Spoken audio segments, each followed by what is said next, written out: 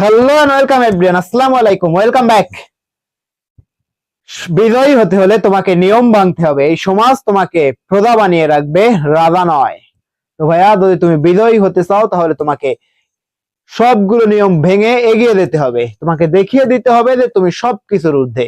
কারণ মনে রাখো, মানুষ কিন্তু কোনো প্রতিষ্ঠান আসলে মানুষকে বড় করতে পারে না, কিন্তু মানুষ প্রতিষ্ঠানকে বড় করতে পারে। তার বহু এক্সাম্পল মানুষ পুরো দুনিয়াতে বারবার বারবার তৈরি করে দেখিয়েছেন যে মানুষ প্রতিষ্ঠানকে বড় করতে পারে, বাট প্রতিষ্ঠান কখনোই মানুষকে বড় করতে পারে না।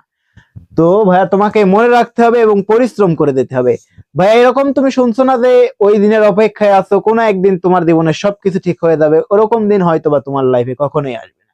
বাট যদি তুমি প্রতিদিন একটু একটু করে পরিশ্রম করে এগিয়ে যেতে থাকো, হয়তো বা তুমি সাফল্যর দেখা পাইলেও পাইতে পারো। তো দ্যাটস ওয়াই আমরা ওই অ্যাপ্রোচটাকেই ধারণ করব, প্রত্যেকটি না একটু একটু করে এগিয়ে যাবো ইনশাআল্লাহ। তো আজকে আমাদের ক্লাস থাকবে বল। ভাই, এসএসসি এই অধ্যায় থেকে তো একটা কোশ্চেন থাকবেই থাকবে, এটা 100% শিওর। এবং এই ক্লাসটাতে ভাইয়া, তোমার আজকের ক্লাস থেকে, এই ক্লাসের মাধ্যমে আজকে যে কোশ্চেনটা তোমার এসএসসির বোর্ডে আসবে, সবগুলো বোর্ডে একটা কোশ্চেন অন্তত তোমার কমন থাকবেই থাকবে। আর এই কমন পেতে হলেও তোমাকে পুরো ক্লাসটা ধৈর্য সহকারে দেখতে হবে, তাই না? তো চলো আমরা শুরুতেই শুরু করবো। চলো, ভরবেগ প্রথম topic, let jumping to our class. আর কথা না বাড়িয়ে আমরা এগিয়ে যাবো সামনের দিকে ইনশাল্লাহ। ভরবেগ বা মোমেন্টাম, প্রথম টপিক ভরবেগ। ভরবেগ কি momentum?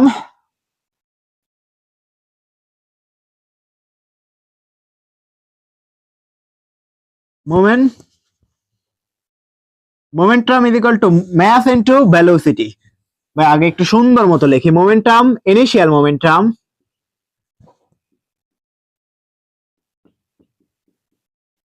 Initial momentum, initial momentum is equal to হচ্ছিল M into U, M into U. At the same time ভাইয়া, বিষয়গুলো কিভাবে হয়? তো লেটস সে আমাদের কাছে একটা বস্তু থাকে, এই বস্তুর ভর এম। লেটস সে আমাদের কাছে একটা বস্তু থাকে, এই বস্তুর ভর হচ্ছিল এম, এবং এই বস্তুর আদিবেগ হচ্ছিল ইউ। এবং এই বস্তুর উপরে যদি আমরা এফ পরিমাণ বল প্রয়োগ করি, এফ প্রযুক্ত বল, এতে করে বস্তুটি কিছু পরিমাণ সরে, এবং শেষে বস্তুটির বেগ হয় হচ্ছিল এম, এবং শেষ বেগ হয় হচ্ছিল ভি। সে কিছু পরিমাণ সময় নেয় এ থেকে বিতে সরার জন্য।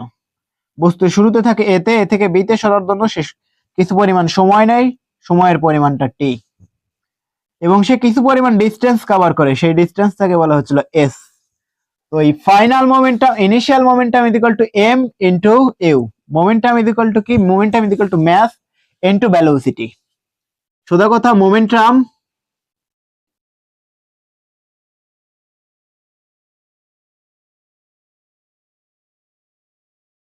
is equal to mass into velocity.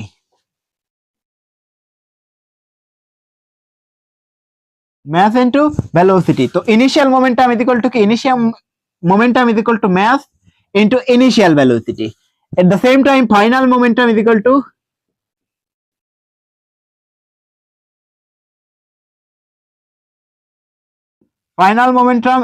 হচ্ছিল m into v, m into v। Final momentum কত হয়েছে? m into v। তো এই জায়গায় ভরবেগের পরিবর্তন ডেল ফি বা changing momentum,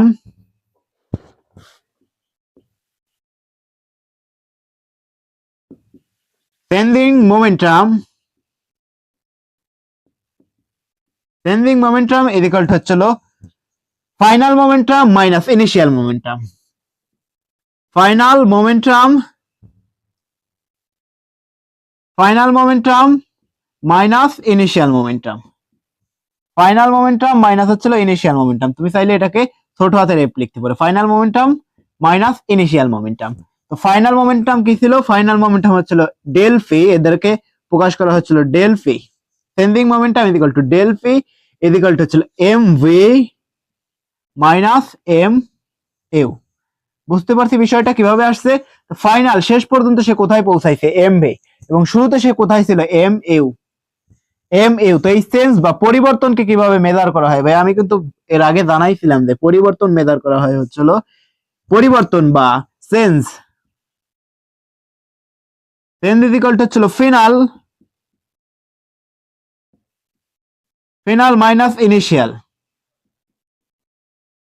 final minus initial, শেষ মাইনাস আদি, শেষ মাইনাস আদি বা শুরুতে যা ছিল। তো শেষ মোমেন্টাম, শেষ ভরবেগ কত হয়েছে এম ইন্টু ভি, এবং শুরুতে ভরবেগ কত ছিল এম ইন্টু ইউ। তো এই জায়গায় চেঞ্জিং মোমেন্টাম বা ভরবেগের পরিবর্তন,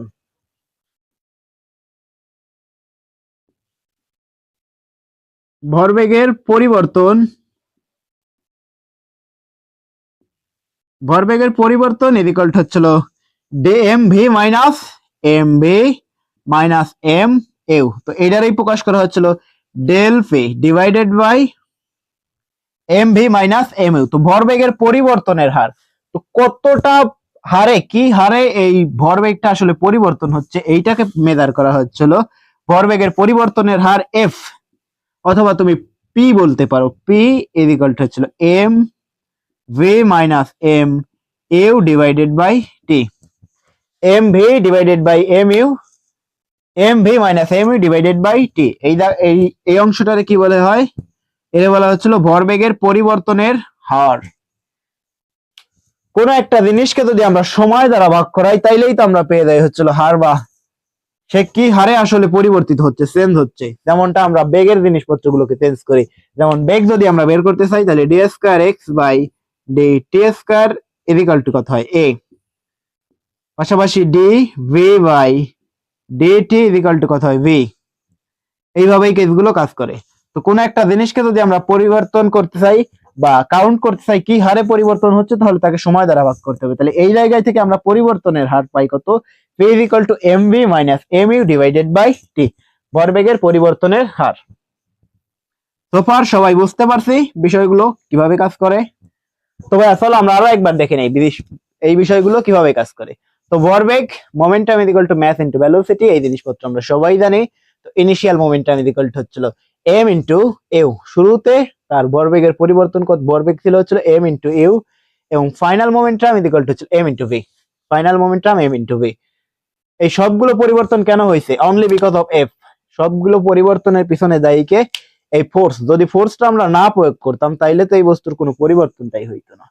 এই সবগুলো পরিবর্তন মেজার করা হয় শুধুমাত্র এই এফ এর উপর নির্ভর করে। এই সবগুলো পরিবর্তন ঘটছে এই এফ এর জন্য, তো এই এফই সবগুলোকে চেঞ্জ করছে। তো আমরা জানি যে চেঞ্জিং মোমেন্টাম বা ভরবেগের পরিবর্তন is equal to del P is equal to M V minus M you, আর ভরবেগের পরিবর্তনের হার P is equal to M V minus M U divided by T. তো এই সমীকরণে কোনটারে কি বলে সবগুলোকে আমরা সুন্দর মতো শিখে নেই। এই সমীকরণে এই পি কে বলা হচ্ছিল ভরবেগ, ভরবেগ বা ভরবেগ অথবা মোমেন্টাম। এই টি কিন্তু আমরা সবাই জানি, আর এম ভি ই হচ্ছিল শেষ বেগ, শেষ বেগ বা ইনিশিয়াল ভেলোসিটি। এই ভি হচ্ছিল ফাইনাল বেগ, সরি এটা হচ্ছে ইউ হচ্ছে আদি বেগ, আদি বেগ, বি হচ্ছে শেষ বেগ ফাইনাল ভেলোসিটি, আর এম আমরা সবাই জানি, এম এবং টি সবাই জানি। এগুলো হচ্ছিল সময় এবং ম্যাস, ভর এবং সময়। এই গেল প্রথম কনসেপ্ট আমাদের মোমেন্টামের। তো ভাই এই জায়গায় থেকে যদি আমরা একটা সুন্দর মতো ম্যাথ দেখতাম এই জিনিসপত্রগুলোকে মুছে দিয়ে, চলো আমরা আগে আমার ক্লাসটাকে দেখে নাই। এখন পর্যন্ত আমি আমার ক্লাসটাই দেখি নাই যে কত দূর অবস্থা আসলে অ্যাকচুয়ালি কি হচ্ছে ক্লাসে।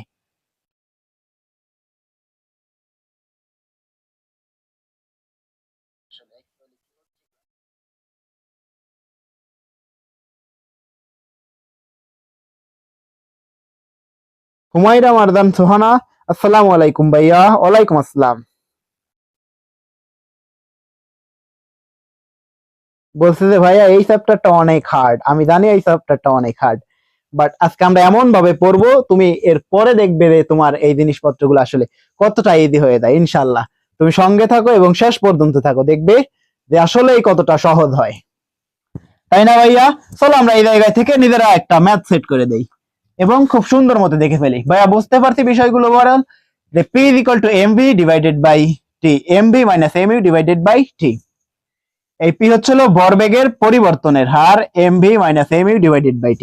তো শুরুতেই আমরা কিন্তু এই জায়গায় দিয়ে রাখছিলাম যে মোমেন্টাম is equal to কি p is equal to m into v, ভরবেগ is equal to হচ্ছিল mass into velocity, p is equal to m into v। এই গেল প্রথম কনসেপ্ট। চলো আমরা এই জায়গা থেকে সুন্দর মতো একটা ম্যাথ সেটআপ দেই।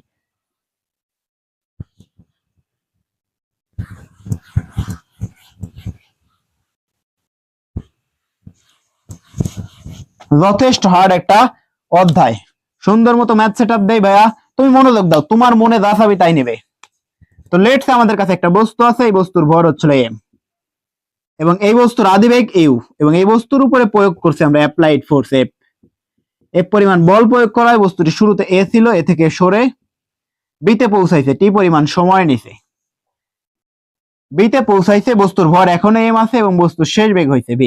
তো লেটস সে বস্তুর আদিবেগ ছিল u 10 metre per second, 10 metre per second এবং শেষ বেগ উঠাইছে, ফাইনাল ভেলোসিটি উঠছে কততে, শেষ বেগ final velocity let's say 50 metre per second, 50 metre per second. At the same time এই বস্তুটি কতটুকু সরণ করছে, লেটস সে বস্তুটি s পরিমাণ সরছে। তো ছোটবেলায় কেস গুলোতে আসলে s দ্বারা প্রকাশ করা হয়, বড় হলে তোমাকে x দ্বারা প্রকাশ করতে হবে। আর এই বস্তুটি সরার জন্য লেটস সে 2 সেকেন্ড সময় নিয়েছে।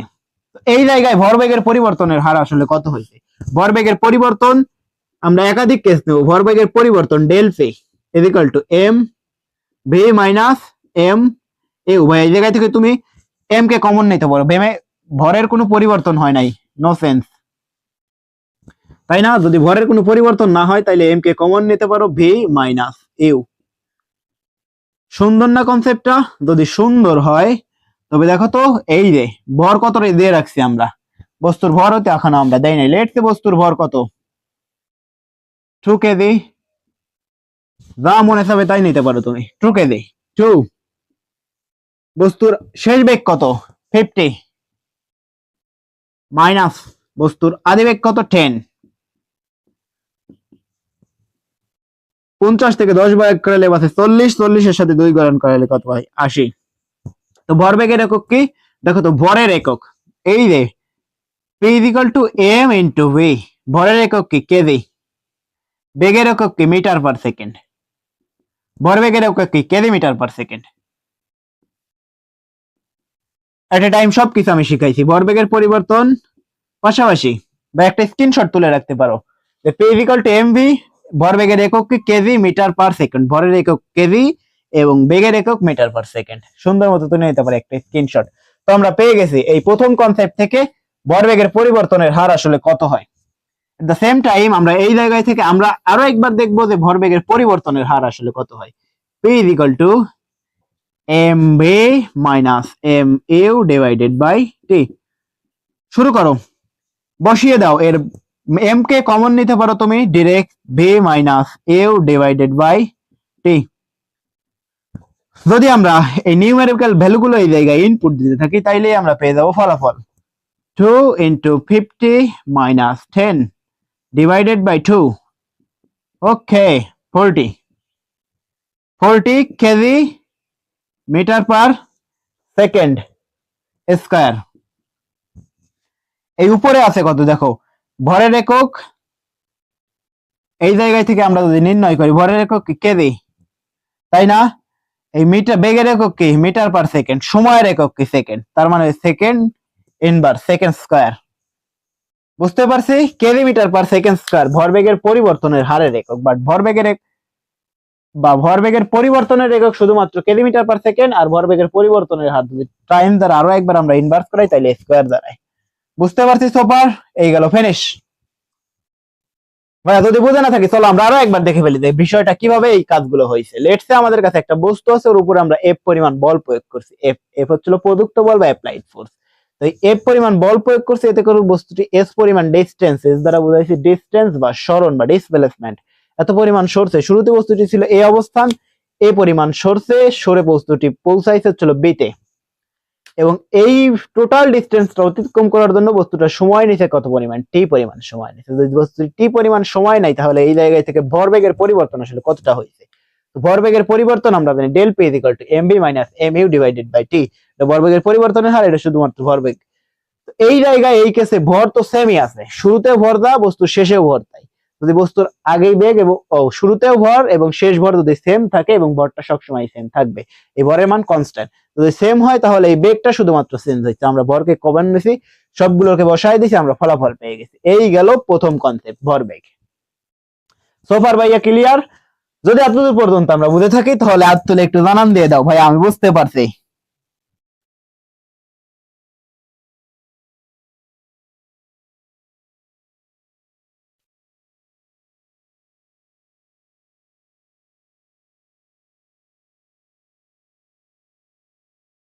ভাইয়া আজকে কেমিস্ট্রি এক্সাম দিছি, ধন্যবাদ ভাইয়া। তোমার কেমিস্ট্রি এক্সাম সুন্দর হয়েছে না?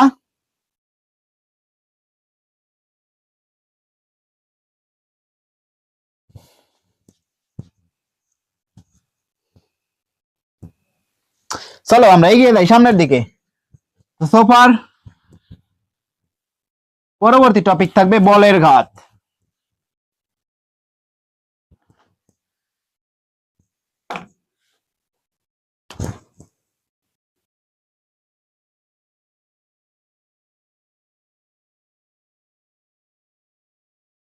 বলের ঘাত অথবা ঘাত বল, দুটাই সেম জিনিস। বলের ঘাত কি? লেটস সে খুব ছোট্টবেলায় শীতের দিনে, এই রে শীতের দিন, উইন্টার মর্নিং, তো আমরা সকালবেলা সকলে উঠে অথবা রাতের বেলা কি করি? ব্যাডমিন্টন খেলি, তাই না? তো এই ব্যাডমিন্টনের একটা ব্যাট দিয়ে যদি আমরা একটা কর্ক বা শাটেলকে হিট করাই, তো এই ব্যাডমিন্টনের ব্যাট বা দ্বারা যদি আমরা এই কর্ক বা শাটেলের উপর হিট করে, ডেফিনেটলি এই কর্কটা বেগে সামনের দিকে গতিশীল হবে। তো আমরা জানি যে বলের ঘাত J is equal to F into T, F T. তো এই জায়গায় বল ফোর্স কিন্তু ভেক্টর, পাশাপাশি এই বলের ঘাতটাও ভেক্টর।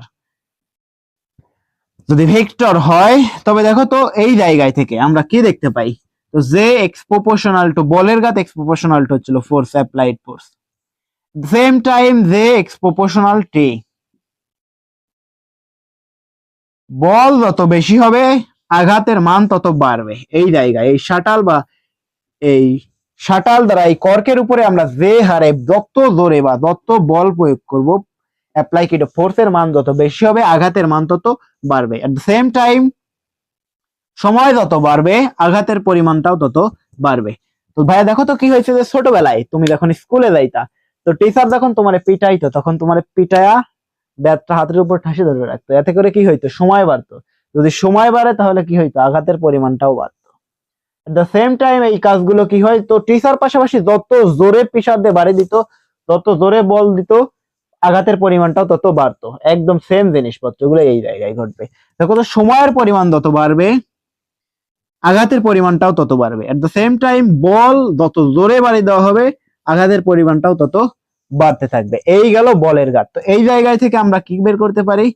বলের ঘাতের এই যে ঘাত বল, এতে করে কি পরিমাণ আসলে আঘাতটা আমরা অনুভব করব সেই জিনিসপত্রগুলোকে বের করা যায়। তো আমরা জানি যে J is equal to F into t. এই জায়গায় বল একটা ভেক্টর রাশি, যদি এই বলকে আমরা ভেঙে ফেলি তাহলে আমরা লিখতে পারি এম এ, পাশাপাশি এম এ ইন্টু টি। তো এই এ কেও আমরা আরো একবার ভেঙে লিখতে পারি m a equal to v minus u divided by t. এর আগের ক্লাসে কিন্তু আমরা সবকিছু শিখাইছি। ইন্টু হচ্ছিল টি, এইটি কেটে গেলে বাঁচে কত? M V minus U. At the same time সেই ভরবেগের জিনিসপত্রগুলো আমরা পেয়ে গেছি। তো এই জায়গায় দেখো তো এর একক কত দাঁড়ায়? ভরের একক কেজি এবং বেগের একক কি? Metre per second, KG metre per second, KG metre per second. যদি এই জায়গায় থেকে আমরা বলের ঘাতের একক বের করতাম, এই জায়গায় থেকে দেখো তো বলের একক J is equal to F into টি।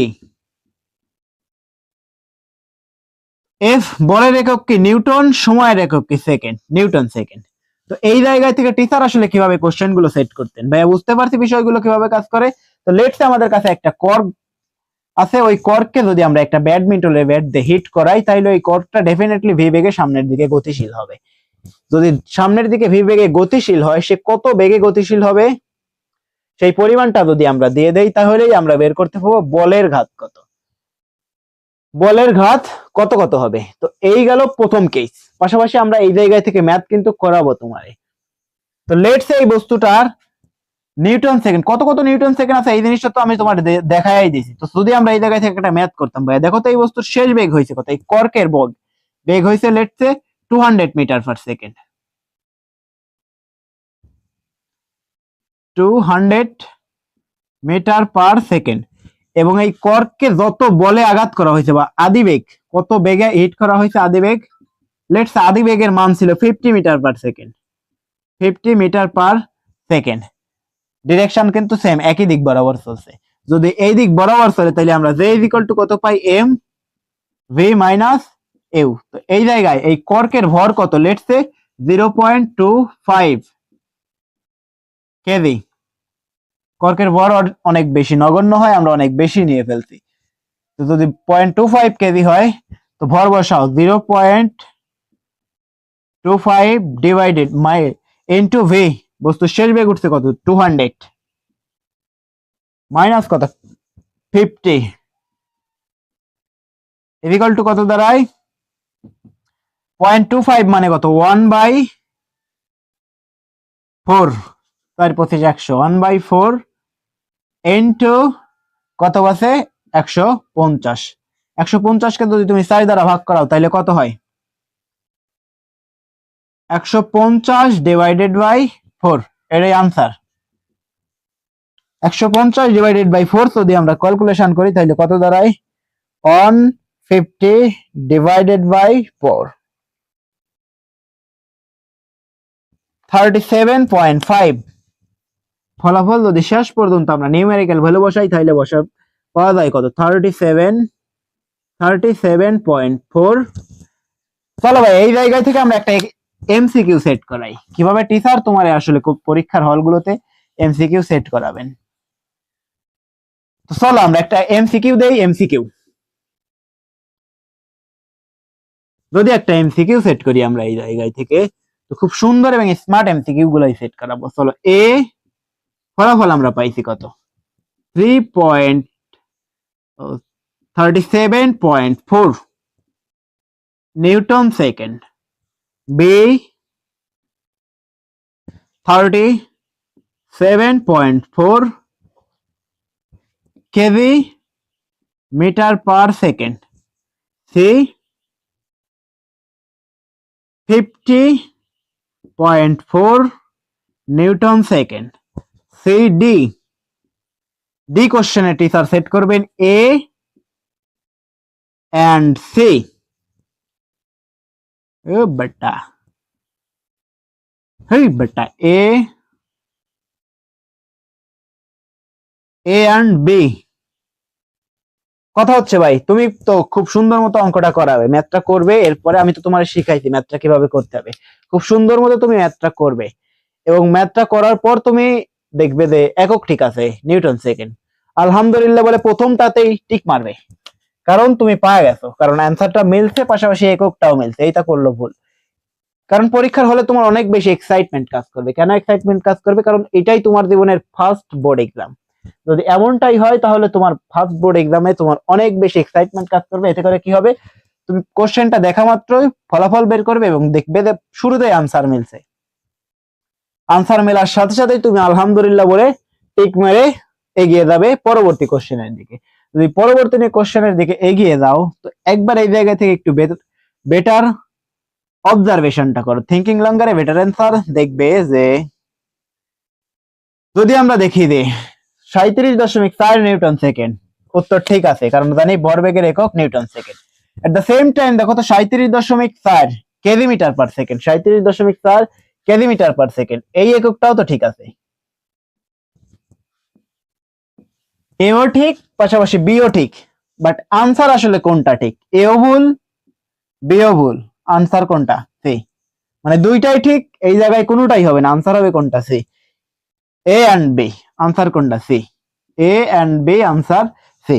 তো দেখতে পারছো টিচার তোমারে আসলে কোন ভাবে এই ম্যাথ গুলো সেট করবেন। তোমাকে পরীক্ষার হলে মাথাটাকে খুব সুন্দরভাবে কনসিডার করতে হবে, পাশাপাশি মস্তিষ্কটাকে রাখতে হবে খুব ঠান্ডা, তাই না, স্কুল কম্বার। যদি তুমি মস্তিষ্কটাকে উত্তেজিত করে ফেলো তাহলে কিন্তু পরীক্ষার হলে তুমি ধরা খাবে। তো কিভাবে সেট করবেন টিচার? এইভাবেই টিচার ম্যাথগুলো সেট করবেন। তো দেখছো কিভাবে ম্যাথগুলো সেট করতে হয়? তুমি কিন্তু ম্যাথটা ঠিকই করবে, আমি জানি তুমি ম্যাথটা ফলাফল শেষ পর্যন্ত খুব সুন্দর মতো মেলাবে। এট দ্য সেম টাইম তুমি ফলাফলটাও পেয়ে যাবে একদম শুরুতেই। এতে করে কি হবে, তুমি প্রথমটাতেই আলহামদুলিল্লাহ বলে টিক মারবে এবং পরবর্তী কোশ্চেনের দিকে এগিয়ে যাবে। এতে করেই তোমার ভুলটা হবে। তো তোমাকে সতর্কতার সাথে দেখতে হবে যে আসলে এই কোশ্চেনটা কিভাবে টিচার সেট করছেন। তো ওই জিনিসপত্রগুলো দেখার পরেই না তোমাকে সিদ্ধান্ত নিতে হবে যে আমাকে কি করা উচিত, তাই না? তো ভাই এরপরে কিন্তু আমরা এই 25 সালে আসা ম্যাথ গুলো সলভ করবো, আর এরপরেই তুমি দেখতে পাবে যে কোন স্ট্র্যাটেজি গুলো ফলো করতে হবে পরীক্ষার হলগুলোতে, তাই না? এই গেল আমাদের প্রথম কেস। এরপরে আমরা দেখব যে ভরবেগের এই কেসগুলোতে, বলের ঘাতের এই কেসগুলোতে মেইনলি কনসিডার করা হবে অনেকগুলো কেস থাকবে। তো রিসেন্ট টাইমে এই পর্যন্তই, আমি জানি যে এসএসসি স্টুডেন্টকে এই পর্যন্তই যদি আমরা পড়ায় রাখি তাইলেই আসলে এসএসসির জন্য মোর দেন এনাফ। এতদূর পর্যন্ত ম্যাক্সিমাম টিচাররাই আসলে পড়ান না। বাট এই মুহূর্তে এসএসসির বোর্ডগুলোতে, রাজশাহী বোর্ড 2025 সাল, তুমি কিন্তু জানো যে কোশ্চেন যে পরিমাণ হার্ড করছে, এর থেকেও অনেক বেশি স্টুডেন্টকে পড়ায় রাখতে হবে। আর আমরা ওই অ্যাপ্রোচটাই দেখবো যে স্টুডেন্টকে এর থেকে বেশি পড়ায় রাখবো। লেটস আমাদের কাছে একটা স্থিতিস্থাপক দেয়াল আছে, স্থিতিস্থাপক দেয়াল। তো এই দেয়ালে যদি আমরা একটা বল ছুঁড়ে মারি, বল, লেটস এই বলের ভর হচ্ছিল এম এবং এই বলকে আমরা ইউ বেগে ছুঁড়ে মারছি সামনের দিক। তো ডেফিনেটলি এই বলে দেয়ালে গিয়ে বলটা আঘাত খাবে, বাড়ি খাবে, এরপর বলটা ফিরে আসবে ভি বেগে, তাই না? এই দেয়ালটা হচ্ছে স্থিতিস্থাপক দেয়াল।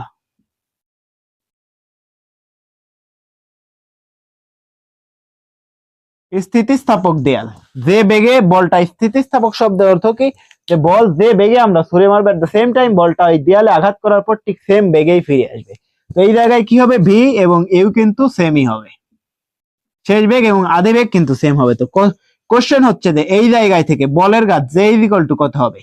তো আমরা জানি যে বলের ঘাত, লেটসে আমরা মানগুলো দিয়ে দেই, বস্তুর কত বেগে আমরা ছুঁড়ে মারছি। লেটসে আমরা ছুঁড়ে মারছি হচ্ছিল 60 মিটার পার সেকেন্ড বেগে। তুমি যা খুশি তাই ধরতে পারো, 30 মিটার পার সেকেন্ড বেগে ধরতে পারো, তাহলে ফিরে আসবে কত বেগে, সেম বেগে, 30 মিটার পার সেকেন্ড বেগে। তো এই বস্তুর ভর কত, ভরের কোনো পরিবর্তন হয় না, আনসেন্স। লেটসে এই বস্তুর ভর 2 কেজি। যদি বস্তুর ভর 2 কেজি হয় তাহলে এই বস্তু কত বেগে, এই বস্তুর দেয়ালে আঘাত করার পর এই বস্তুর বলের ঘাত কত হবে, যে আমরা কিন্তু মাত্রই বের করছি, যে is equal to M V minus U. যে একটা ভেক্টর রাশি এবং পাশাপাশি এই বেগও একটা ভেক্টর রাশি। যদি ভেক্টর হয় তো আমরা মানগুলো যদি ইনপুট দেই, তো এই বস্তুর ভর কত, 2 কেজি। তো এই জায়গায় স্টুডেন্ট আসলে কি করবে, স্টুডেন্ট এই শেষ বেগ কত, 60, তাই না? ফিরে আসার বেগ কত, এই ভিও কত, 60, কারণ এটা স্থিতিস্থাপক দেয়াল। তাই যদি 60 হয় তাহলে সে 60 বসাবে শেষ বেগ, at the same time আদি বেগ কত, 60। ফলাফল আসবে কত, 2 ইন্টু 0, ফলাফল আসবে কত, 0, তাই না? এই তো করলা ভুল। কেন করলা ভুল দেখো তো, যে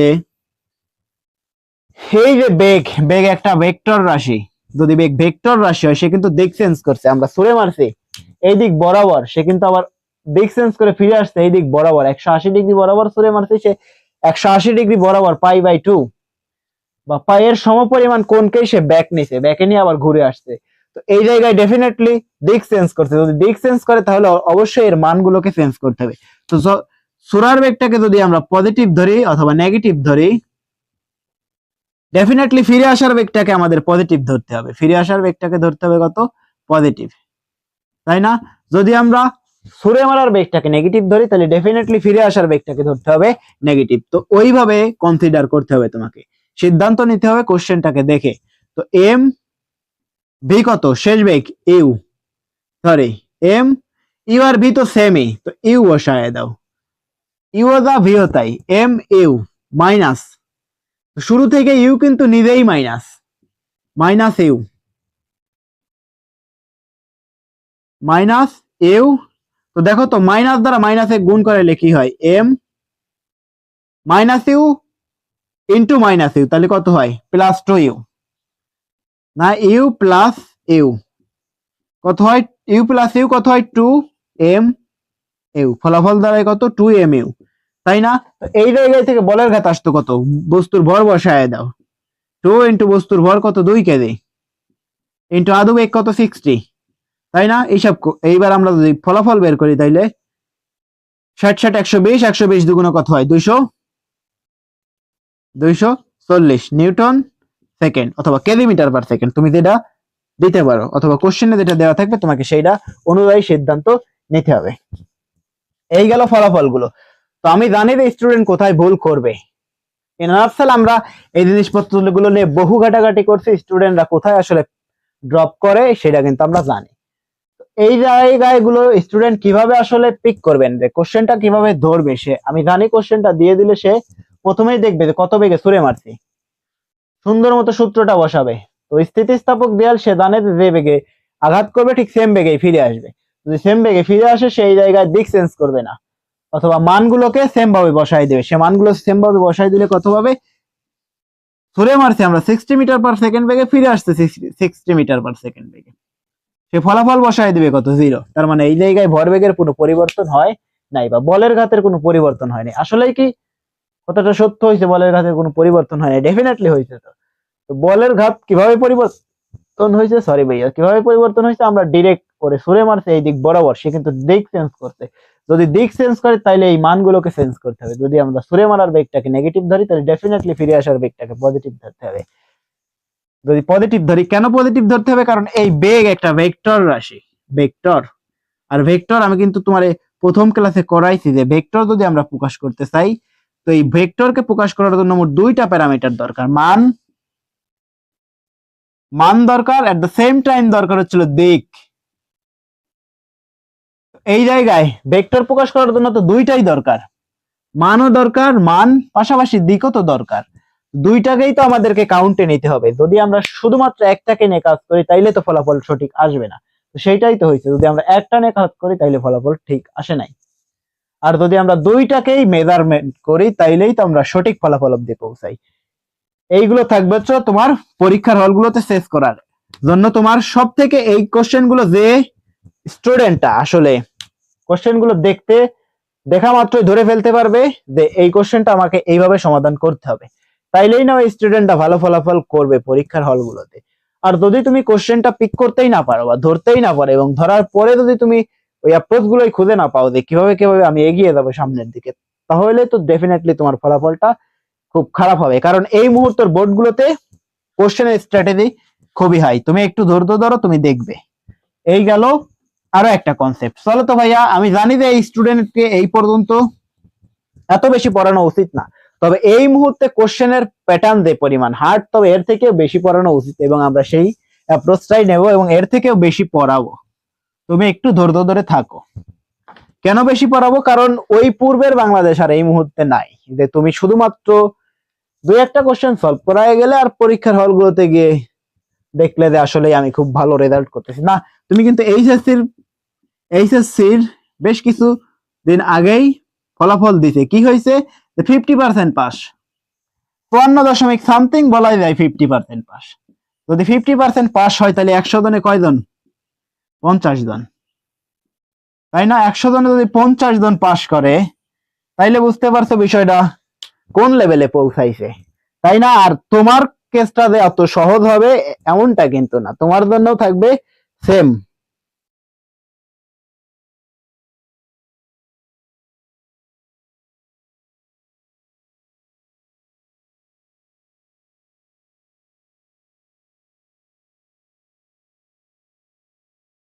ভাই বুঝতে পারছি বিষয়গুলো কিভাবে কাজ করে। তো তোমাকে ওই পর্যন্ত প্রস্তুতি নিয়ে রাখতে হবে, যাতে করে তুমি খুব সুন্দর মতো জিনিসপত্রগুলোকে ড্রপ আউট করতে পারো। তা না হলে কিন্তু পরীক্ষার হলগুলোতে এগিয়ে চলা খুব বেশি ডিফিকাল্ট হবে, তাই না? তো চলো আমরা এগিয়ে যাই সামনের দিকে। ভাই ক্লাসটাকে সাবস্ক্রাইব করো, মানে আমাদের চ্যানেলটাকে সাবস্ক্রাইব করো, পাশাপাশি এগিয়ে যাওয়ার ধারাটাকে অব্যাহত রাখো এবং শেয়ার দিয়ে এগিয়ে দাও।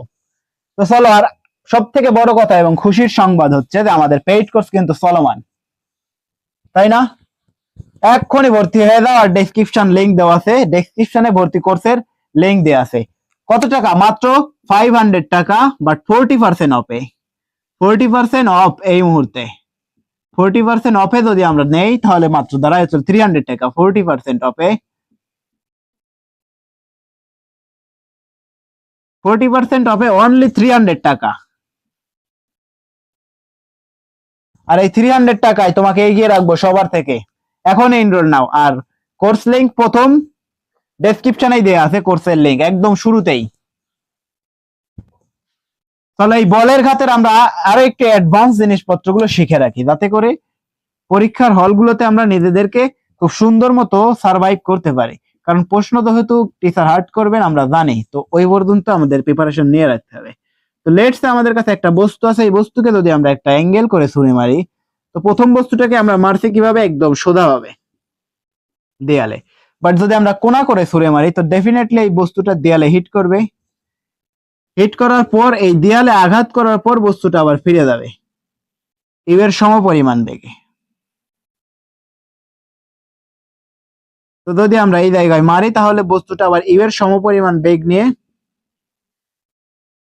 এই বস্তুটার ভর এম এবং ছুঁড়ে মারছি আমরা ইউ বেগে। তো যদি এম বেগে ইউ বেগে ছুঁড়ে মারি তো ডেফিনেটলি এই বস্তুটা এই জায়গায় একটা থিটা পরিমাণ কোণ করছে। তো এই ইউ এর কে দুইটা উপাংশে বিভক্ত করা যায় বা বিভক্তকরণ। লেটস আমাদের কাছে একটা ভেক্টর আছে আর, এই বেগ কিন্তু ইউ কিন্তু ভেক্টর রাশি বেগ। তো আর কে যদি আমরা দুইটা কম্পোনেন্টে বিভক্ত করাই, আর এর এই দিকের অংশ যদি থিটা হয় তাইলে আর কে দুইটা কম্পোনেন্টে বিভক্ত করা যায়। যে দিকের সাথে কোণ সেই দিকের সাথে হলো কস, তাহলে এই দিকের সাথে কোণ, তাহলে এই দিকের অংশ হবে কত? আর কস থিটা। এবং উপরের দিকের অংশ হবে কত? যে দিকের সাথে কোণ না সেই দিকের সাথে কত হবে? সাইন, আর সাইন থিটা।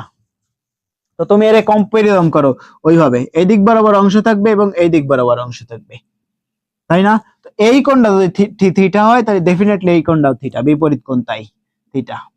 তাহলে এই কোণটা যদি থিটা হয় তাহলে ইউ এর এই দিকের অংশ কত হবে? ইউ কস থিটা, এবং নিচের দিকের অংশ কত হবে? U sine theta, u sine theta. এই যে বস্তুটা ফিরে আঘাত করে আবার ফিরে আসছে, তো এরও কিন্তু দুইটা অংশ থাকবে, নিচের দিক বরাবর একটা অংশ থাকবে এবং এই দিক বরাবর একটা অংশ থাকবে, তাই না? এই কোণটা যদি থিটা হয় তাহলে ডেফিনেটলি এই কোণটাও থিটা, প্রতিফলনের নিয়ম অনুসারে। প্রতিফলন, তো যদি একটা সমতল দর্পণ থাকে, একটা আলোক রশ্মি যে কোণে ফিরবে ঠিক সেম কোণেই ফিরে যাবে। আপতন কোণ এবং প্রতিফলন কোণের মান সেম হয়, তো যে কোণে আসলে সে হিট করবে এট দ্য সেম টাইম সেই কোণেই সে ফিরে আসবে। যদি এই কোণটা থিটা হয় তাহলে ডেফিনেটলি এই কোণটাও থিটা, কারণ সমকোণ তাই। যদি এই কোণটাও থিটা হয় তাহলে এই দিকের অংশ কত হবে? এই দিকের অংশ হচ্ছিল বি কস থিটা, কারণ সে ভি বেগে এই দিক বরাবর গতিশীল হইতে বি। এবং নিচের দিকের অংশ কত হবে? V sine theta. যদি ভি সাইন থিটা হয় নিচের দিকের অংশ, তাহলে ভরবেগে বলের ঘাতের পরিবর্তন আসলে কতটা হয়েছে? বলের ঘাত J is equal two x Axis বরাবর। প্রথমে আমরা এই অ্যাক্সিস বরাবর নেই, দেখো তো এই অ্যাক্সিস বরাবর একটা ওই দিক গেছে আবার ফিরে আসছে, এক্স অ্যাক্সিস বরাবর যদি নেই তাহলে j x is equal to কত হয়? M V minus u, v v minus u, তাই না? তো চলো আমরা মেজার করি, এম বসায় দাও। ভি কত? ভি এবং ইউ কিন্তু সেম, কারণ এরা স্থিতিস্থাপক দেয়াল, তাই স্থিতিস্থাপক।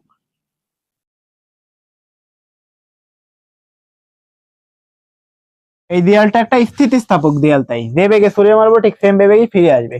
তো যদি ভি এবং ইউ সমান হয় তাহলে এই দিকের বেগটা কত হবে?